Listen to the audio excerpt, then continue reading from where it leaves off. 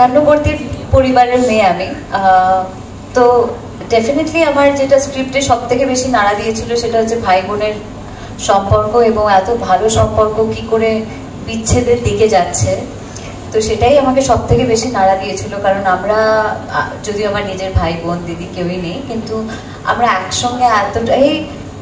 আমাদের বন্ডিংটা এতটাই স্ট্রং যে কখনো আমি ভাবতেও পারি না, ভগবানের অনেক আশীর্বাদ যে আমাদের ফ্যামিলির মধ্যে ওরকম কখনো ঝামেলা হয়নি। কিন্তু সিনেমা করার সময় যেহেতু সেইটা একটা জায়গায় ভাবতে হয় যে আমি অপর্ণা এবং অপর্ণার দাদা সৌরভ, তার সঙ্গে একটা দ্বন্দ্ব, একটা লড়াই, একটা অভিমানের লড়াই, অথচ এতটা ভালোবাসা, যেটা আমার মনে হয় এই গল্পের মধ্যে থেকে বা ট্রেলারের মধ্যে থেকে বোঝা যাচ্ছে যে একটা ভীষণ ব্যালেন্সড একটা স্ক্রিপ্ট, যেখানে দাদার জায়গায় দাদা ঠিক, বোনের জায়গায় বোন ঠিক, কিন্তু দুজনেই এক চুলও নড়বে না, অ্যাডজাস্ট করবে না, কোনো একটা জায়গায় মান অভিমানের জায়গাটা ভীষণ স্ট্রং।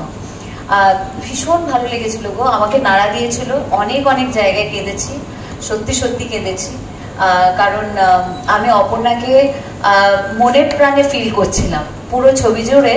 আমার কখনো আলাদা করে খুব যে ভাবতে হয়েছে তেমন নয়, কারণ এত সুন্দরভাবে লেখা ওই ক্যারেক্টারটা, এত সুন্দরভাবে লেখা, শুধু আমার ক্যারেক্টারটা নয়, যেটা কিছুক্ষণ আগে অনির্বাণ বললো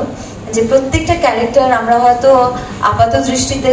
একটা মানুষকে জাজ করি, কিন্তু সেই মানুষটার মনে বা ভেতরে ঢুকলে বোঝা যায় সেই মানুষটা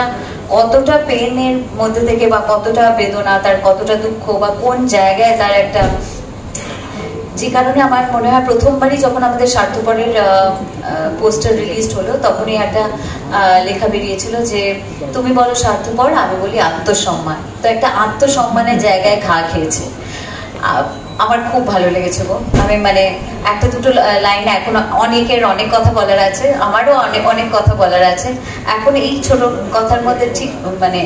পারছি না তুলতে, কিন্তু ব্যাপারটা আমার ভীষণ এনজয় করেছি। তোমাকে আর একটুখানি জিজ্ঞেস করবো যে তোমার কি ছবিটা করতে করতে মনে হয়েছে যে থ্যাংক গড আমার কোনো, না, থ্যাংক গডের ব্যাপারটা মনে হয়নি, কারণ দেখো সবসময় দাদা ভাই থাকলেই যে সবসময় এরকম একটা পরিস্থিতি জন্মায় তেমন নয়। ভগবান করুক যেন কখনো কারোর মধ্যে এই পরিস্থিতি না হয় যে একদম লিগাল কেসের দিকে যাবে, যেখানে তারা দুজনে একসঙ্গে বড় হয়েছে, একসঙ্গে তাদের খাবার থেকে খেলনা থেকে সবটাই শেয়ার করেছে, শুধু বাড়ির জায়গায় একটা প্রবলেম, শেয়ার করার জায়গাটা হচ্ছে না। তো সেটা মানে কখনো আমার সেরকম মনে হয়নি যে দাদা ভাই ভাগ্যিস ছিল না তাই জন্য, কিন্তু সেটাই আমি প্রার্থনা করি যাতে সবাই, যেরকম বাবা বললেন, আমারও একই প্রার্থনা যেন ভাই বোনদের বা দাদা দাদা, বোন বোন, কারোর মধ্যে কারোর যেন মান অভিমানের লড়াই যেন না থাকে, তারা যেন সুন্দর জীবন কাটাতে পারে একসঙ্গে চিরকাল। Thank you.